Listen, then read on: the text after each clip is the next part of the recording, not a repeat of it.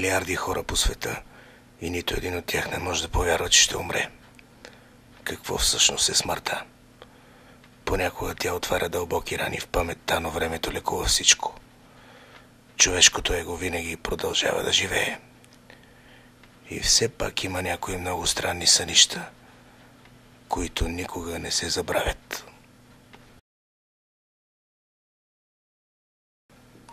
Сънувам в някакъв мътен морски град на свечеряване. Атмосферата е като след тежък дъжд. Разхождам се по неговите улици със странна компания. Хората от нея са ми познати, но далечни. Не мога да фиксирам лицата им. Усещам, че не знам какво се случва и на къде отивам. Знам, че искам да си спомня някакъв човек, без да знам защо не мога. Внезапно осъзнавам, че този човек е до мен.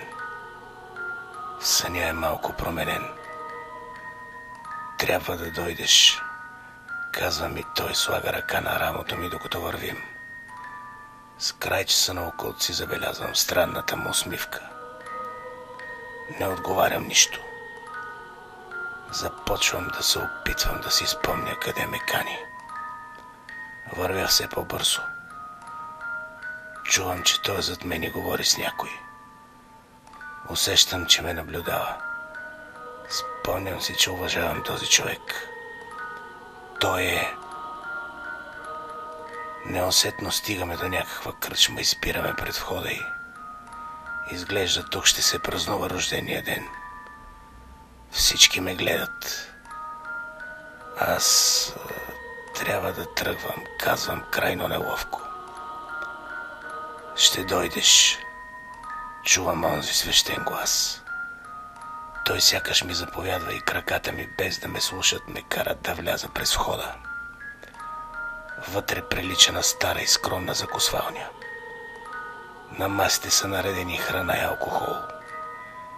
Въпреки че обстановката е бедна, има нещо наистина топло на това място и в тази малка компания около мен. Забелязвам, че всички стоят прави.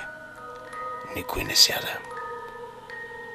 Знам, че е крайно неловко заради обстоятелствата, но трябва да изпиеш нещо за мое здраве. Точно заради тях. Усмихва се рожденикът. За първи път ясно виждам лицето му. Спомням си и се събуждам. Това е онзи стар познат, за който разбрах, че една сутрин е налапал пистолета и е натиснал спусъка. Той е мъртъв тук, но никога няма да умре в онзи сън. Аз никога няма да спра да се питам защо се събудих и как точно е минал онзи странен празник.